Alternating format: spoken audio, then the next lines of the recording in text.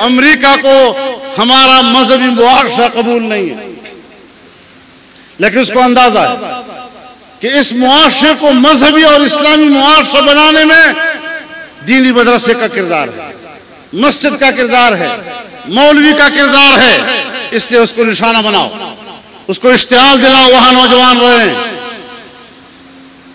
ان کو بھڑکاؤ، ان کو مجبور کرو کہ وہ بندوق کی طرف جائیں، پھر ان کو دہشت گرد کہو، پھر مدرسوں پر بمباریاں کرو۔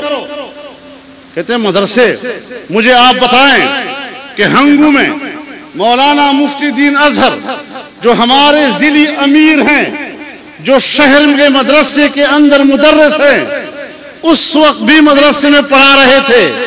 ایک اکیلا شخص جو گھر اور مدرسے کے بیچ میں آتا جاتا رہتا ہے، پولیس کے ذریعے آپ اس کو گرفتار کر سکتے ہیں، تھانے آپ اس کو بلا سکتے ہیں، لیکن اس کے گھر پر بمباری کی گئی اور اس کے گھر کے 6 خواتین بشمول ایک چھوٹے بچے کے، ان کے گوشت کے چیتڑے اڑ گئے اور 8 خواتین اس میں زخمی ہو گئی، اور جو خواتین شہید ہوئی ہیں ان کے گوشت کے ٹکڑے پورے محلے کے گھروں میں بکھری ہوئی تھی، ٹکڑے ٹکڑے اٹھا کر بوری بھری گئی اور پھر اس کو چارپائی پہ رکھ کر ان کا جنازہ پڑا گیا۔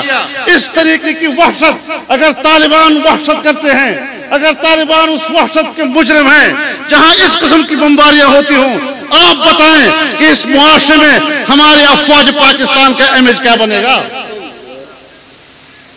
دینی مدرسے کے اوپر بمباری کرنا سٹل ایریا میں، کون سا معاہدہ تم نے ان کے ساتھ کیا جو انہوں نے توڑا تھا؟ کون سے مذاکرات تم نے ان کے ساتھ کیے تھے جن کا انہوں نے پاس نہیں رکھا تھا؟ وہ تو جمعیت علماء کے لوگ تھے، وہ تو اس مدرسے کے استاد تھے جس کا تعلق جمعیت علماء کے ساتھ ہے، جو آپ کے ساتھ پارلیمنٹ میں بیٹھی ہوئی ہے، جن کے ہاتھ میں کوئی اسلحہ نہیں ہے، جو سیاست کی بات کرتے ہیں، جمہوریت کی بات کرتے ہیں، اداروں کی بات کرتے ہیں، صرف اس بنیاد پر کہ وہ ایک دینی مدرسے سے تعلق رکھتا ہے اور پاکستان میں اسلامی نظام کی بات کرتا ہے۔ تم نے ان کے گھروں پر بمباری کر کے ان کے بچوں کے گوشت کے ٹکڑے پورے محلے میں پھیلا دیے۔ یہ مناظر ہیں جناب والا، احتجاج نہیں ہونا چاہیے۔ فوج کا امیج خراب ہوتا ہے، میں فوج کو عزت دیتا ہوں، یہ پاکستان کی فوج ہے، کل پاکستان کا دفاع اس نے کرنا ہے، میں اس کی عزت کو بڑھانا چاہتا ہوں، لیکن جس راستے پر وہ جا رہے ہیں میں اس راستے کو عزت کا راستہ نہیں سمجھتا۔ میں اس راستے کی ترغیب دوں گا اور دعوت دوں گا جو اس کے وقار اور عزت کا راستہ ہے۔ ہم نے کوئی ڈنڈے نہیں اٹھائے ہوئے، کوئی بندوق نہیں اٹھائے ہوئے، زبان سے دلیل کی قوت سے بات کرنا چاہتے ہیں، سمجھانا چاہتے ہیں۔ تو میرے محترم دوستو،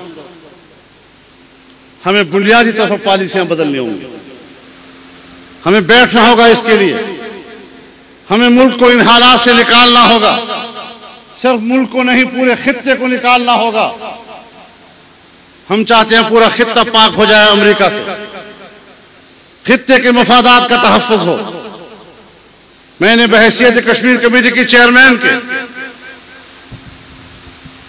اسلامی دنیا کی سربراہوں کی تنظیم کو بھی آواز دی، میں نے ان سے بھی کہا ہے کہ یہ پورا خطہ مسلمانوں کا ہے، اس پورے خطے کے مسلمانوں کے مفادات کے تحفظ کے لیے آپ کو اقدامات کرنے ہوں گے۔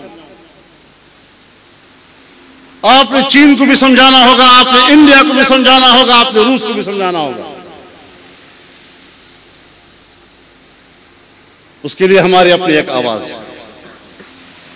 لوگ کہتے ہیں آپ حکومت میں بھی ہیں اور آپ اختلاف بھی کرتے ہیں، ہاں یہ ہم ہی ہیں کہ حکومت میں رہنے کے جو روایات ہیں پرانی کہ جو حکمران چاہیں ہاں میں ہاں ملاؤ، ہم نے ان روایات کو ختم کر دیا۔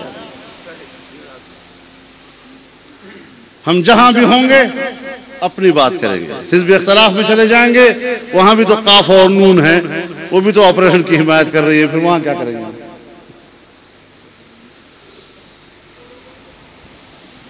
جہاں بھی ہم ہیں ہم نے اپنی ترجیحات کی بات کر دی۔ ابھی ہم مایوس نہیں ہیں، اس پر ہم کام کر رہے ہیں۔ مذاکرات کا آغاز بھی ہو چکا ہے، پریزیڈنسی میں پیپلز پارٹی اور ہماری گفتگو شروع ہو چکی ہے۔ ہماری کوشش ہوگی کہ ہم گھر کے اندر رہ کر گھر والوں سے کہیں کہ سیدھا راستہ لے لو۔ اپوزیشن میں جا کر تو پھر ایسا ہوگا جیسے ہم پڑوسی کے گھر میں آواز دے رہے ہیں۔ تو ہمیں اپنی حکمت عملی پہ چلنے دو۔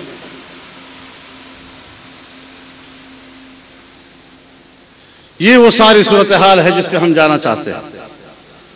اس دن کمیٹی بنی تھی پارلیمنٹ میں کہ جی میثاق جمہوریت اس کا ایجنڈا ہوگا، 17ویں ترمیم اس کا ایجنڈا ہوگا، صوبائی خود مختاری اس کا ایجنڈا ہوگا۔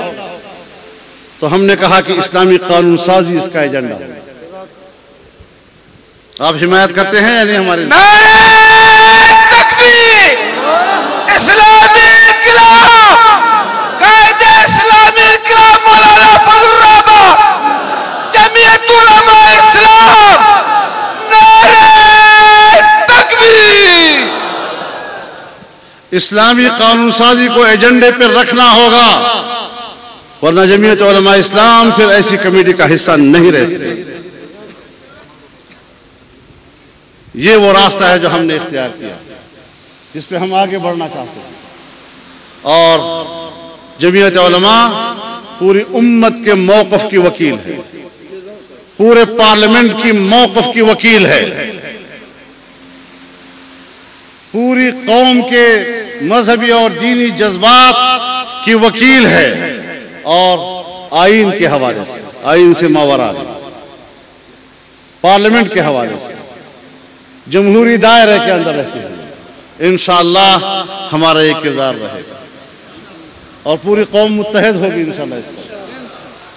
کہتے ہیں صاحب یہ تو صرف جمعیت والے مذہبی لوگ، مذہبی پارٹیاں، یہ مشرف بھی کہا کرتا تھا کہ مذہبی جماعتیں، مٹھی بھر لوگ۔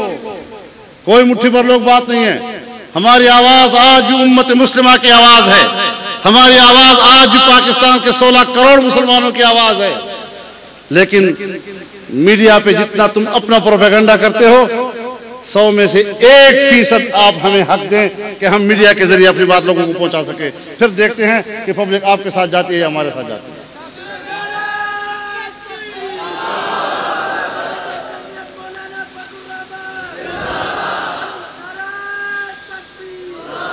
تو انشاءاللہ العزیز یہ جدوجہد جاری رہے گی، یہ جنگ جاری رہے گی، اسلام کے تحفظ کی، مدارس کے تحفظ کی، قال اللہ اور قال الرسول کے تحفظ کی، اور اسلامی معاشرے کے تحفظ کی، اور اس میں پوری قوم کو شانہ بشانہ لے کر آگے چلیں گے۔ ملک کی بقا اور استحکام کے لیے اپنا بھرپور کردار ادا کریں گے۔ اللہ تعالی ہماری رہنمائی فرمائے۔ وآخر دعوانا ان الحمدللہ رب العالمین۔ جزاک